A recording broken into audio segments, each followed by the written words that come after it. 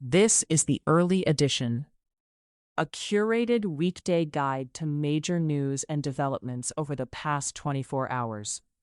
Curated by Lizzie Jennings and read by an automated voice. Published May 5th, 2026 on Just Security, an essential resource for those shaping a just and secure world. Here's today's news. Iran war, ceasefire. President Trump was presented with a plan last week to send naval vessels through the Strait of Hormuz to open it by force, a senior U.S. official told Axios, adding that at the last minute, Trump opted for a more cautious approach. As of yesterday, the U.S. Navy is helping commercial ships crossing the strait by advising them on how to avoid mines and standing ready to intervene if Iran attacks them, though a source close to Trump warned this could mark the beginning of a process that may lead to renewed confrontation with Iran. Barak Ravid and Mark Caputo report. U.S. warships yesterday shot down cruise missiles and drones that Iran fired at ships and commercial vessels being guided through the Strait of Hormuz by the U.S. Navy. Admiral Brad Cooper, the head of U.S. Central Command, said. Army Apache helicopter gunships also sank 6 Iranian military speedboats, Cooper added. The U.S. military said 2 U.S.-flagged merchant ships had successfully transited the strait yesterday as part of Trump's latest plan to reopen it. Eric Schmidt reports for The New York Times. Adam Schreck, Ben Finley, and Sam Metz report for AP News. The United Arab Emirates said yesterday that it had been attacked by Iran, blaming the Iranians for a drone attack that caused a fire in the Fujairah oil industry zone and an attack on an oil tanker in the Strait of Hormuz. In Oman, 2 people were injured by an attack in Buqa, according to an Omani state news agency. Iran has not officially confirmed or denied that it resumed attacks. Aaron Boxerman, Ismail Nar, and Eric Schmidt report for The New York Times. Iran war, Lebanon operations. Lebanese Parliament Speaker Nabi Berri told reporters yesterday there could be no negotiations with Israel without a halt to the war that has raged in southern Lebanon despite a ceasefire. Berri's comments came as Israeli forces ordered residents out of 4 more villages in southern Lebanon. Reuters reports. Iran war, other developments. U.S. intelligence assessments indicate that the ongoing war has not significantly changed Iran's nuclear timeline, which remains roughly up to a year to build a weapon if it chooses to do so. While recent U.S. and Israeli strikes damaged some facilities and military capabilities, Iran still retains key nuclear materials, meaning a major setback would likely require targeting its enriched uranium stockpiles. Graham Slattery, Jonathan Landay, and Aaron Banco report for Reuters. Iran is the largest state sponsor of terrorism, and China has been buying 90% of its energy, so they are funding the largest state sponsor of terrorism, Treasury Secretary Scott Bessent said yesterday. Bessent also urged China to step up with some diplomacy and push Iran to open the Strait of Hormuz. Over the weekend, China ordered its companies not to comply with U.S. sanctions on Iranian oil, invoking a 2021 blocking measure that protects its firms from foreign laws that the Chinese government believes violate international norms. Alan Rappaport reports for The New York Times. The United States and Gulf Arab nations are drafting a UN Security Council resolution designed to condemn Iran for blocking the Strait of Hormuz. U.S. Ambassador to the UN Mike Waltz said yesterday. The resolution is expected to require Iran to cease attacks on merchant shipping and attempts to impose tolls on shipping in the strait, and it will demand that Iran stop placing sea mines. Simon Lewis reports for Reuters. A small group of Republicans is still working on an authorization of military force for Iran that they can move if Trump reprises strikes, according to several sources. The War Powers Act allows expedited consideration of a military authorization if it is introduced within 30 days of the next 60-day period of hostilities, meaning it would get a quick floor vote in the Senate. Some Republicans believe it might only require a simple majority rather than a 60-vote threshold in the Senate. Russia-Ukraine war.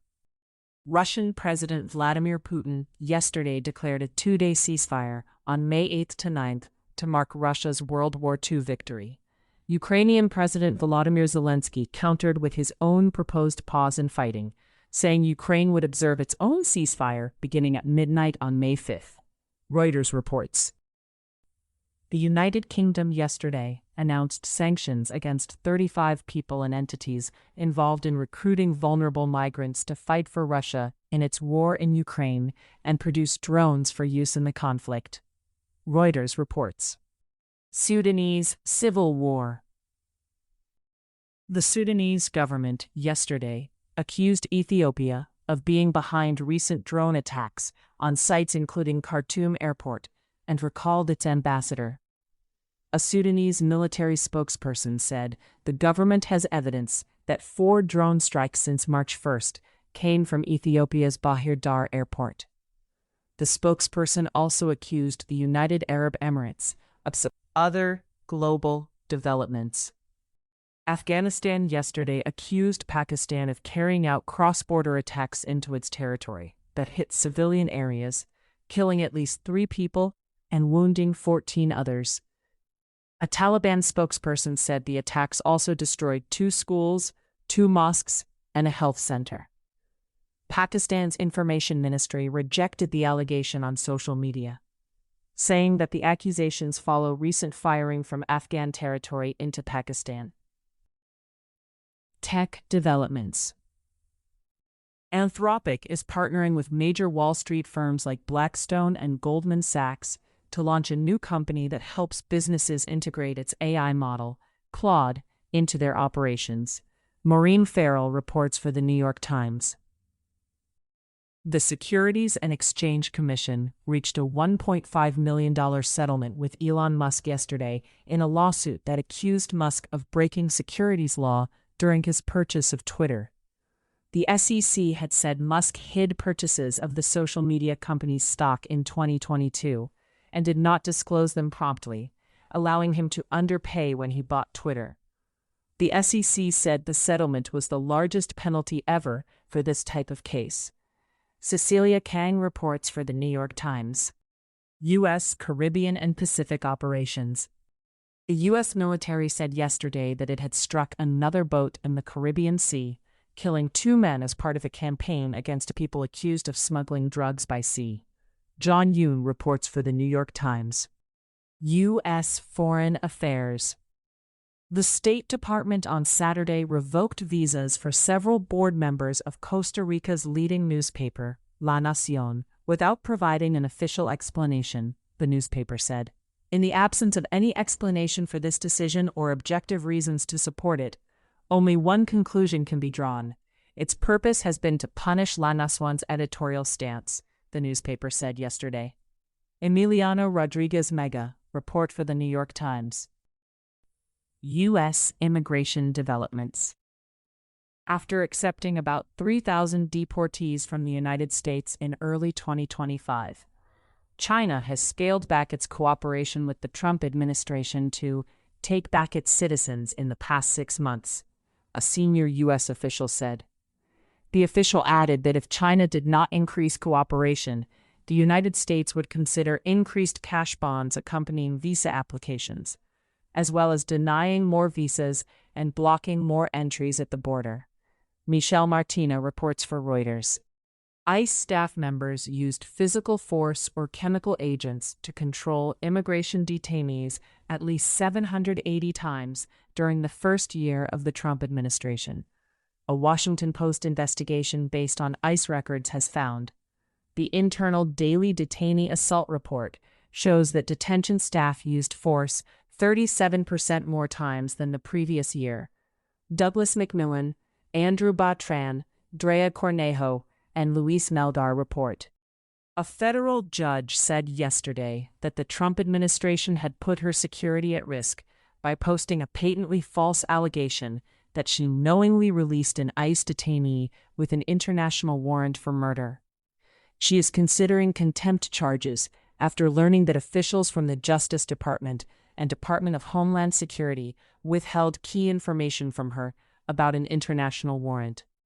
Kyle Cheney and Josh Durstein report for Politico. U.S. domestic developments. Secret Service agents yesterday shot and wounded an armed man near the Washington Monument after he allegedly fled and opened fire on them. A 15-year-old bystander was also hit, but not seriously injured. Officials said there was no connection to the White House or Trump, and the incident remains under investigation. Glenn Thrush, Michael Gold, Minho Kim, and Pooja Salhotra report for the New York Times. A federal judge yesterday ordered the release of a government contractor charged with forwarding classified information to a Washington Post reporter. Prosecutors argued Aurelio Perez Lugones could leak more secrets, but the judge found that concern too speculative and noted he no longer has access to classified systems. Josh Gerstein reports for Politico. The Federal Trade Commission yesterday entered into a legal settlement with Media Matters, withdrawing its investigative demand and agreeing not to issue the same one again, the watchdog said in a press release. Media Matters described the outcome as a complete and total victory. Brian Koenig reports for Law 360. The Justice Department has decided not to appeal a court ruling that quashed 2 subpoenas directed at the Federal Reserve and its chair, Jerome Powell, U.S. Attorney Jeanine Pirro's office announced yesterday. Instead, prosecutors are seeking to void the judge's earlier decision while maintaining that it improperly restricted executive authority. Salvador Rizzo and Andrew Ackerman report for The Washington Post. The Justice Department has issued a grand jury subpoena demanding the identities of every worker who staffed the 2020 election in Fulton County, Georgia, according to court records. The demand targets employees of Fulton County elections as well as volunteer poll workers, who likely numbered in the thousands during the 2020 election. Nick Corasaniti, Richard Fawcett, and Alan Foyer report for the New York Times. Trump administration actions.